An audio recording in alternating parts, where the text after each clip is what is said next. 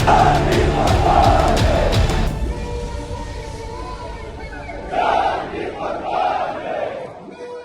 भीड़ देख रहे हैं दोस्तों, ये भीड़ ईरान के सुप्रीम लीडर के लिए आई है। जी हाँ दोस्तों, आज हम आपको ले चलते हैं भारत के खास हिस्से लद्दाख के कारगिल में, जहां एक ठंड की कड़कड़ाती हवाओं के बावजूद स्थानीय लोगों ने अपने हौसले और जज्बे का परिचय दिया है। ये लोग सिर्फ एक धर्म या समुदाय का समर्थन नहीं कर रहे हैं, बल्कि सच्चाई और न्याय के लिए अपनी आवाज उठा रहे हैं।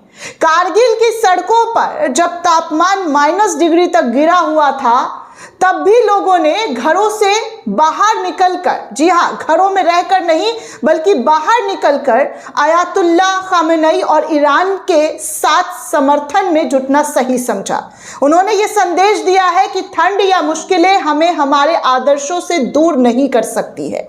यहाँ की जनता, चाहे बुजुर्ग हो या युवा हो, सबने अपने हौसले का परिचय दिया है। झंडों की लहरों के बीच न केवल उन्होंने अमेरिका राष्ट्रपति डोनाल्ड ट्रंप और इजरायली प्रधानमंत्री नेतन्याहू के खिलाफ विरोध जताया, बल्कि यह भी दिखाया कि लद्दाख की जमीन इंसाफ और सच्चाई के लिए हमेशा खड़ी रही है।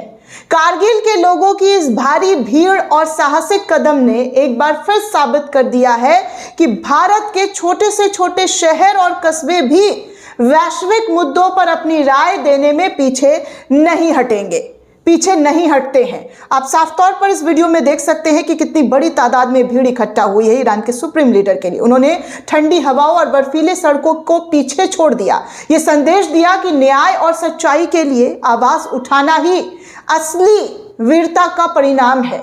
यहाँ केवल पुरुष नहीं बल्कि महिलाएं भी हैं और बच्चे भी हैं, और इस समर्थन में शामिल होने के लिए तमाम लोग आए हैं। ये एक सामुदायिक एकता और मानवता की मिसाल लद्दाख की धरती से दिया जा रहा है।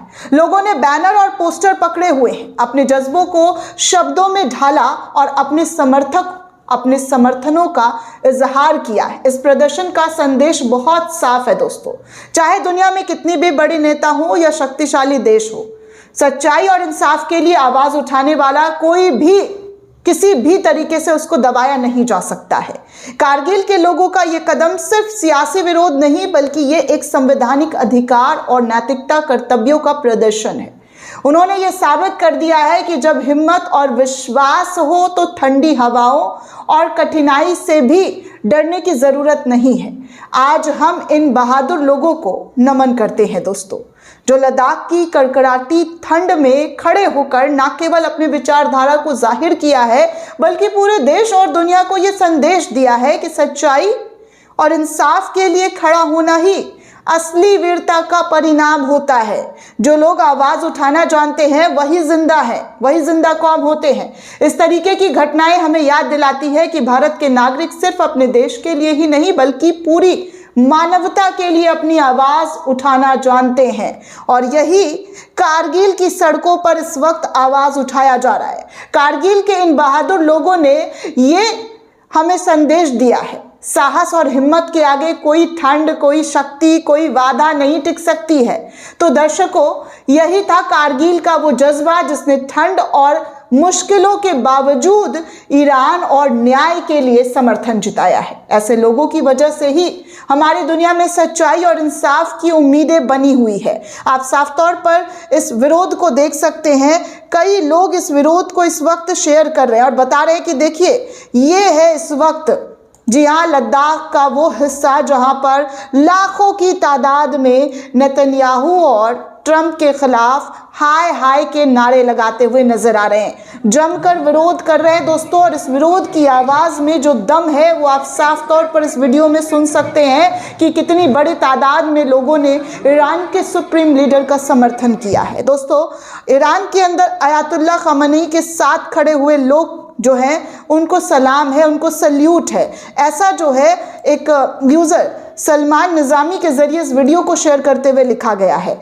वो ईरान के समर्थन में बाहर आए हैं और ट्रंप और नेतन्याहू के खिलाफ मजबूती से खड़े होकर विरोध दर्ज करा रहे हैं। जिस तरीके की ट्रंप और नेतन्याहू के जरिए कोशिश की जा रही है उसका वो जमकर, जी हाँ, उसका वो जमकर जो है विरोध कर रहे हैं और कह रहे हैं कि उन्हें ये चीज़ बिल्कुल भी मंजूर नहीं है। जो अमेरिका और इजराइल के जरिए किया जा रहा है। आप साफ तौर पर देख सकते हैं कारगिल के लोगों का ये जज्बा कि वो किस कदर बाहर निकलकर आए हुए हैं। आजकल आप लोग जानते हैं दोस्तों कि लोग ठंड में घर से बाहर नहीं निकलते हैं, रजाई में पड़े रहते हैं, लेकिन वो जगह जहां पर सबसे ज्यादा ठंडा होता है उस जगह के लोग हक और सच की आवाज उठाने के लिए सड़कों से जो है उतरकर जमकर विरोध कर रहे हैं नेतन्याहू का और अमेरिका के राष्ट्रपति ट्रंप का।